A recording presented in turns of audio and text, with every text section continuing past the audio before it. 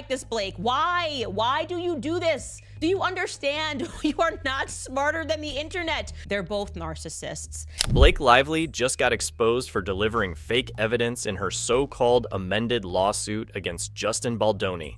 The public noticed. The public noticed that things were weird and things began to backfire on you, okay? After everything she pulled, she's still stubborn enough to play the victim card, thinking no one would catch on. They are being so wildly manipulative and dishonest as they have been to the beginning of this entire process. Dear Blake, the public hacked through your lies, and Candace Owens just proved how wrong you are. Yet, you still haven't learned. The context of that exchange shows that they're out there combating lies. Blake Lively really thought she could get away with the biggest legal hoax of the decade, but instead, she's just embarrassed herself in front of the world. Her midnight legal stunt was nothing but a desperate last-minute attempt to keep this pathetic lawsuit alive. They're just girl bossing it. They're just like, wear your florals, we're gonna file an amendment. It's gonna be cute. We're gonna give you so much emotion, it's gonna feel good. If she actually had real proof, why is she sneaking around like a criminal releasing her amended lawsuit in the dead of night? Oh, right. Because she's hoping people won't notice that this 50-page mess is nothing more than smoke and mirrors. Yeah, the public noticed. The public noticed that things were weird and things began to backfire on you, okay? She's not proving her case. She's just dragging it out because she knows she's losing. Saying all that the fact that they got this is false, that they engaged in criminal alteration, it's false. Let's talk about the legal circus she's trying to pull off here. Blake originally filed her lawsuit in Texas, but now she's randomly moving it to New York. Legal analysts are already laughing at this stunt, saying that it's not going to work. This isn't just a random change of location. This is Blake scrambling because she knows her case is falling apart. The reason why she's setting this up is she says, now I have to take steps to protect innocent bystanders rather than exposing them to further harm, because she's now using this to explain away why no one's joining in on her lawsuit, okay? They're setting that up right at the beginning. Essentially, no one's gonna join in, but just so you know, this is to protect them. This kind of forum shopping, where you pick a court that might favor your case, is a classic move of someone who doesn't actually have a case. You know who doesn't run around changing courts like a guilty person fleeing the scene of a crime? Someone who actually has legitimate evidence. Blake, if your case was solid, why are you so scared of sticking to one courtroom? What do you want men to take away from this film? I want men, first of all, I want men to stop asking the question, why do women stay? Yeah. Right? I want men to take accountability. I want men to hold other men accountable. They're just pulling this clip out of obscurity. So what are we to assume that he's speaking about? Well, it turns out he's speaking about his character, Ryle, and they're asking him a question in the context of domestic violence. And then there's the biggest red flag of them all. Blake deleted key text messages that she originally used to frame Justin Baldoni. If you had real evidence, why would you erase it instead of adding more proof? Because surprise, surprise, she got caught lying, and now she's trying to clean up the mess. Let's be clear, this isn't some minor edit, this is full-blown evidence tampering. She literally cut out crucial messages because they exposed the truth. So it's unbelievable. They are being so wildly manipulative and dishonest as they have been to the beginning of this entire process that they are literally mining clips on the internet, taking them out of context so that they can produce a narrative that reads like a script to us. Remember how in her original complaint, she included texts that made Baldoni look guilty? Yeah, well, now those texts are mysteriously missing. Two of the most damning messages, one saying, he doesn't realize how lucky he is right now, and another saying, we need to press on him how effing lucky, are completely gone. But she removed the, he doesn't realize how lucky he is right now. We need to press on him how effing lucky. The whispering in the ear, the connotations, the JFC, other members feeling uncomfortable watching it. I mean, there's just so much. Now, why would she delete those unless they completely contradicted her own story? This isn't just selective editing, this is manipulating evidence to fit a fake narrative. And it gets worse. There's another entire section from page 44 that's also suddenly gone. That section originally helped build her dramatic sob story, but now, poof, vanished. Erased from existence. Blake knows she can't fight the facts, so she's removing the ones that prove her wrong. Now, you'd think these texts would be very important in her new amended complaint, but she's removed them. They're not in this complaint at all now. And part of the reason is probably because Justin revealed the context of these texts, because they did look more nefarious. But here's the thing. Deleting evidence doesn't erase the truth. She might think she can rewrite reality, but receipts don't lie. She got busted for lying, and now she's backtracking so fast she's giving herself whiplash. Justin's publicists are saying it doesn't even matter if it's not true. And so the context of that exchange shows that they're out there combating lies. Now, let's talk about Blake's latest excuse, her invisible army of witnesses that no one has actually seen. She claims that multiple women felt uncomfortable, yet she provides 0 names, 0 statements, and 0 proof. She is now making it clear there are other women who felt uncomfortable on the set and that they will testify at trial. Now, that would seem damning, but she doesn't really offer any specifics. Instead of actually bringing forward real witnesses, she's saying they will testify later, but only after she subpoenas them against their will. Yeah, that's totally not sketchy at all. Now, that would seem damning, but she doesn't really offer any specifics. She doesn't provide any text. She doesn't tell us who these people are. Just says they don't want to get involved right now, given all the toxic virality out there. Let's be honest. If these witnesses actually existed, why wouldn't they support her voluntarily? Why would she need to force them into court? The answer is simple. They don't support her, and she knows it. Instead of admitting that, she's playing the victim, pretending she's protecting them. But here's the problem. She already outed them herself in past leaks. And so the fact that Blake removed these texts in the new amended complaint, seemingly not wanting to argue that point, is very telling to me. And it's not the only one. There's another text later on. Here it is on page 44, is comparing. These were all removed as well. One of the biggest contradictions in her lies is how she described one of these so-called witnesses. She mentioned a young actress who played the underage version of Lily Bloom, which means there's literally only one person that could be. So Blake, how exactly are you protecting her anonymity when you've basically named her already? Do you understand? You are not smarter than the internet. You didn't protect anybody. You came this close to saying their names because you wanted people to know exactly who you were talking about, okay? The reality is, Blake doesn't care about protecting anyone. She only cares about protecting her fake narrative. Now, she doesn't include the subpoena. We don't know what the subpoena is. That's still the big question, Blake. You haven't provided anything to prove otherwise. And let's not forget her dirty little PR stunt from August 2023. That's when her team mysteriously leaked HR complaints against Justin Baldoni to make him look bad. The only problem?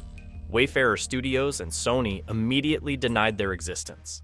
If those complaints were real, why wouldn't the studios back them up?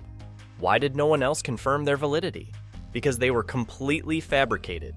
This wasn't about justice. This was about a smear campaign. It's the way they use language. It's just so wildly manipulative. 6 in this lawsuit says the dangerous climate of threats, harassment, and intimidation fueled by the defendant's retaliation campaign has required Ms. Lively to alter her personal and professional life.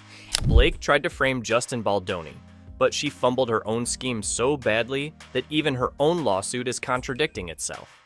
She's making one excuse after another, hoping that if she throws enough nonsense into the air, people will just accept it without question. But here's the thing, people aren't stupid. The internet isn't buying it, and every time she tries to fix her case, she just digs herself into a deeper hole.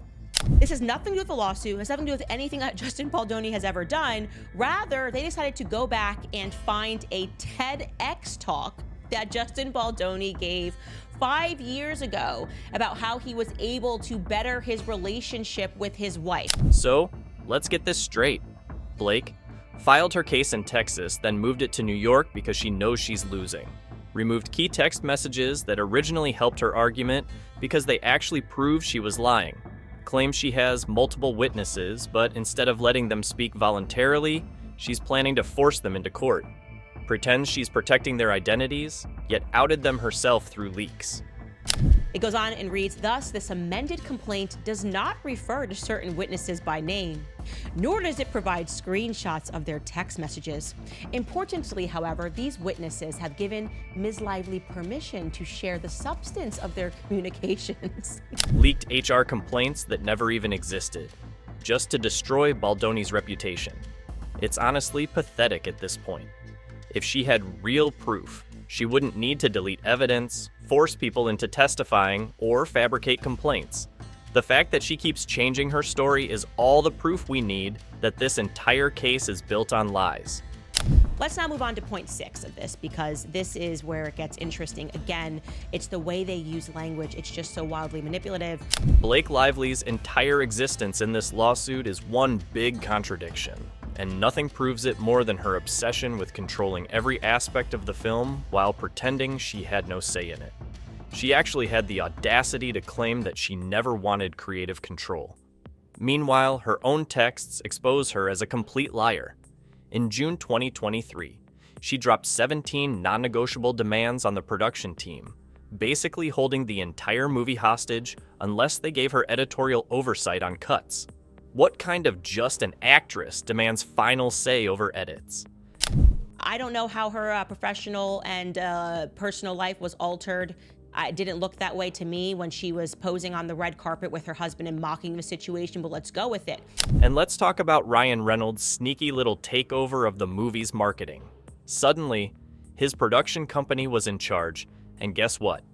Justin Baldoni was completely erased from the promotional posters. Who could have possibly orchestrated that move?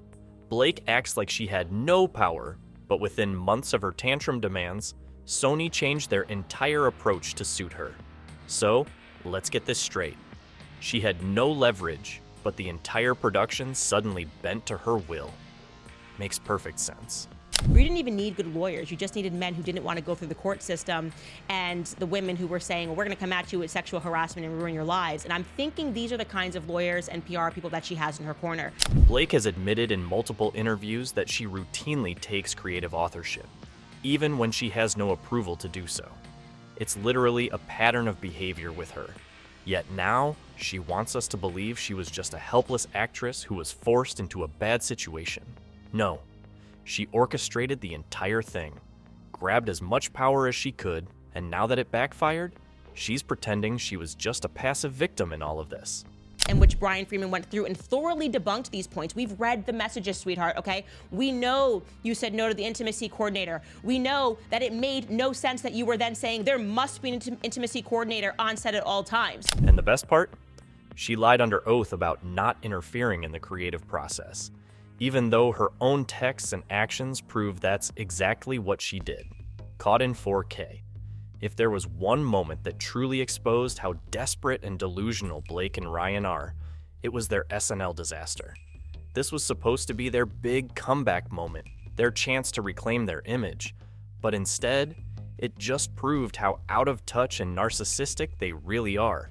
They were uncomfortable. I guess they were aware of the hypocrisy of SNL kind of standing on this ground of no bullies for years, and then suddenly hosting Blake and Ryan when people could read their text messages bullying Justin Baldoni. Ryan Reynolds literally rewrote the SNL script himself to include a joke about Justin Baldoni's lawsuit, as confirmed by an SNL crew member who worked behind the scenes. Imagine being so desperate for public approval that you have to force the audience to laugh at your legal mess. She's not being held captive by Ryan Reynolds, okay? They're both narcissists. And did it work? Absolutely not. The performance bombed because the audience wasn't buying it. You could feel the awkwardness in the room. People weren't laughing, they were cringing. Because really, who thinks it's funny to joke about trying to ruin someone's career? Even Hollywood insiders were disgusted by the hypocrisy of it all. All of this will most importantly be untraceable. And then they include a line there that says, Ms. Abel described it. The plan was to engage in social media mitigation and to counter negative as well as social manipulation. And let's talk about Blake's body language during the whole thing. While Ryan was busy soaking up the spotlight like a true narcissist, she looked like she wanted to disappear. There were multiple moments where she seemed uncomfortable, and it's not hard to guess why. She knew the public was turning on her. She thought this lawsuit was going to make her a feminist icon. But instead, people saw right through her lies, and now she's just a walking PR nightmare. Blake Lively looked uncomfortable. There were various moments where I was like, she does not look like she is comfortable. She is very aware that the public does not like her right now. But in case you felt even a modicum of sadness for her, you can just go ahead and wipe it away, because when we get further into this complaint, you're going to realize that she's not being held captive by Ryan Reynolds, okay? But wait, there's more evidence that Blake deliberately manufactured this whole scandal. One of the biggest lies she shoved down the public's throat was the claim that there was no intimacy coordinator on set. This was one of her key points in the lawsuit, a huge part of her argument that she was put in uncomfortable situations without proper safety measures. And guess what? That turned out to be another lie.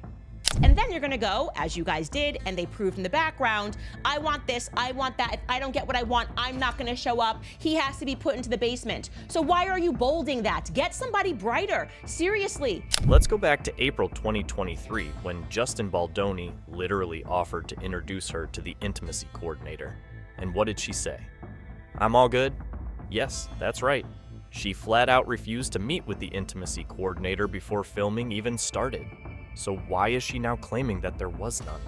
If she was really uncomfortable, wouldn't she jump at the chance to discuss boundaries before filming began? Instead, she chose not to, which completely destroys her entire argument. And it gets even worse because months later, she turned around and claimed Baldoni violated boundaries, even though she voluntarily filmed multiple intimate scenes with him afterward. So who was it, Blake, that led the mass unfollow of Baldoni that created the crisis situation in the first place? Who was it, Blake, who, despite you saying you got everything you wanted, made the decision that you guys could not do any PR together anywhere? Who made that decision? Who made that decision? Was it you? So let's break this down. She refused to meet the intimacy coordinator in April 2023. She filmed multiple intimate scenes after the one she now claims made her uncomfortable. She suddenly decided to bring up these issues months later, when she needed leverage in her lawsuit. If this doesn't scream opportunistic and manipulative, I don't know what does. Blake wasn't uncomfortable when it benefited her, but the second she needed a reason to take over the movie, suddenly she's playing the damsel in distress. So here I am doing my part, trying to be a feminist, amplifying the voices of women around the world, and yet at home, I am using my louder voice to silence the woman I love the most. And let's be real, this whole thing is a staged PR stunt. She and Ryan crafted this entire victim narrative, pushing this fake sob story so she could get control over the movie and destroy Baldoni's reputation in the process. So I had to ask myself a tough question. Am I man enough to just shut the hell up and listen? And now that people are waking up to her lies, she's trying to gaslight everyone into believing she's still the victim. Blake Lively's entire case is falling apart in real time, and the more she tries to fix it, the worse she makes it. This isn't a legal battle, it's a desperate attempt to stay relevant, and it's backfiring spectacularly. So that's what they thought. They were like, we got him! We found this thing from 7 or 8 years ago on TEDx, and we're gonna quote it as if it has anything to do with this lawsuit, as if it could be evidentiary for anything that we are alleging. Blake Lively thought she was playing 4D chess when she orchestrated her pathetic PR stunt to ruin Justin Baldoni. But instead, she just exposed herself as a manipulative fraud. She really had the audacity to think she could pull off a mass unfollowing campaign against him on social media without people noticing. Did she not realize that the internet sees everything? Okay, you're not writing a script, you're not driving me into your narrative by using obscure quotations from a TEDx talk that he gave almost a decade ago. So this is how it opens, okay? Did she think no one would put 2 and 2 together when suddenly a ton of cast and crew members mysteriously unfollowed Justin at the exact same time? This was so obviously staged, yet she's trying to act like it was just a coincidence. And let's talk about who might have been pulling the strings behind the scenes: Taylor Swift. People have speculated for months that Taylor, Blake's bestie and professional grudge holder, played a key role in encouraging this attack. potentially with help from Taylor Swift and WME, did to Justin Baldoni, okay? You're not going to persuade us with emotion. Let's not forget, Taylor and Ryan Reynolds flew out multiple cast members to the Deadpool premiere, treating it like a reward for joining the anti-Baldoni smear campaign. If that doesn't scream coordinated PR hit job, then what does? And now, Blake is acting clueless, pretending that Justin was the one who suddenly pivoted away from marketing. Of course he did, because he was under attack. He didn't have a choice. Blake created the storm and then acted shocked when he had to deal with it. Who made that decision? Who made that decision? Was it you? Because if it was you, okay, then it's time for you to introduce your actions to your consequences. Hello, action. Hello, consequence. Oh, it's so nice to meet each other. Yeah, the public noticed. It's the classic fake PR victim move. Blake manufactured drama, pushed a coordinated smear campaign, then cried victim when people called her out. She thought this would make her look powerful, but instead, it just made her look weak. If Justin was really the problem, why did she need to manipulate public perception so aggressively? Because she knew that without the fake outrage, her lawsuit wouldn't hold up. You made the allegations first, and then you tried to make input and change the direction of the film. Are you saying that the chicken had to come before the egg? Yes, sweetie, the chicken had to come before the egg, obviously. And if you thought Blake's manipulation stopped there, think again. Because her most disgusting move was how she love-bombed Isabella Ferreira, the young actress who played Lily Bloom in the film, and then dragged her into this legal dumpster fire. If Blake wasn't shady enough already, this is where it gets truly creepy. You then tried to leak HR complaints, which made it very clear exactly who you were talking about in each instance, Jenny Slate and Isabel Ferreira.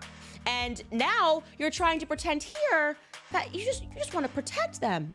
Blake love-bombed Isabella hard, treating her like a new little sister, but only as a setup to use her later. And the way she did it? Textbook manipulation tactics. First, she showered Isabella with gifts, buying her clothes, feeding her, and even letting her have sleepovers. What kind of professional adult woman invites a young co-star over for slumber parties? A manipulative one. This wasn't about being kind. This was grooming her into loyalty. Then, she played the ultimate card. She told Isabella that Taylor Swift personally picked her for the role. Let's be real. For a young actress in Hollywood, this would feel like winning the lottery. Taylor Swift's influence is massive, and Isabella was likely ecstatic over the idea that someone as big as Taylor had personally chosen her. Because you guys orchestrated having a bunch of people unfollow him in the style of your best friend Taylor Swift, and the public noticed and began asking questions, going, what's going on? We're noticing that Blake is not appearing alongside the lead character, Justin Baldoni. But let's ask the real question. Was that even true?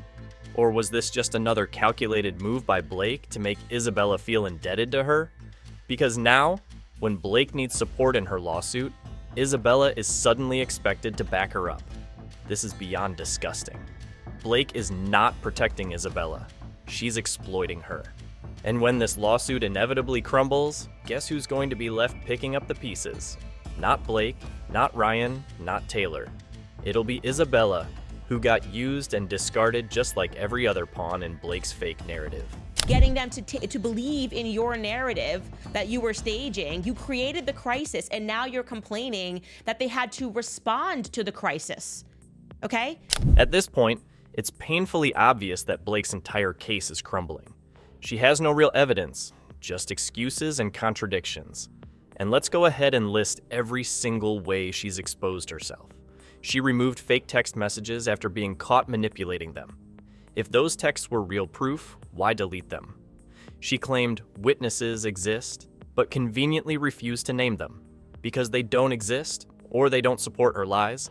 She lied about not wanting creative control, yet she literally took over marketing and made 17 non-negotiable demands. She falsely claimed there was no intimacy coordinator, yet she refused to meet with the one provided.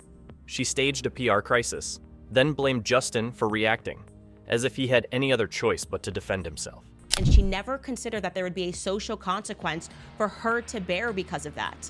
And that's what happened. And so the crisis PR team never had to implement any plan because Blake being evil backfired.